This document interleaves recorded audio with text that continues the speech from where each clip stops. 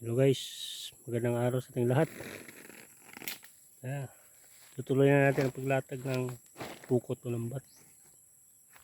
Yan, simula na naming ilatag. Talaga sa ako kasi open. Ayan guys.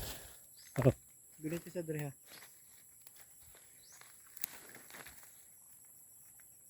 Ayan guys, sa gilid. Ang una nating guys, itong nylon muna hugutin doon sa kanto.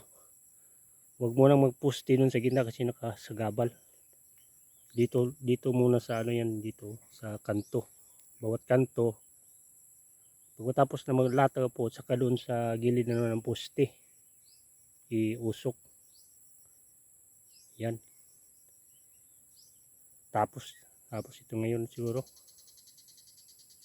Daling lang, mabilis to. Pag na na doon, nahugot na ang nylon. Tigas, tapos doon naman sa isa ka poste. Doon sa yung isa. Yun sa yan diyan sa malapit yan. Ayan. Sa gitna ayan. Yun ang pangalawang poste sa isa. Dalawang na latagan doon sa gilid naman.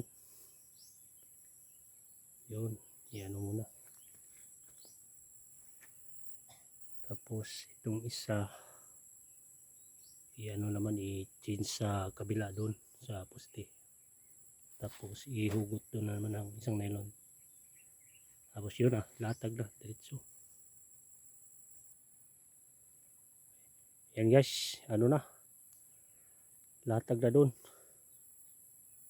Ang bilis. Yan. Pagkatapos ni guys, doon latag na, tatali na yan sa poste dito. Yan dito sa may poste, bawat poste diyan. Tali. Tapos poste naman doon sa gilid niya ng lambat natin doon. Poste hanggang doon. Natin itali. Tapos niyan doon naman sa side. Yun lang. Tapos na. Sige.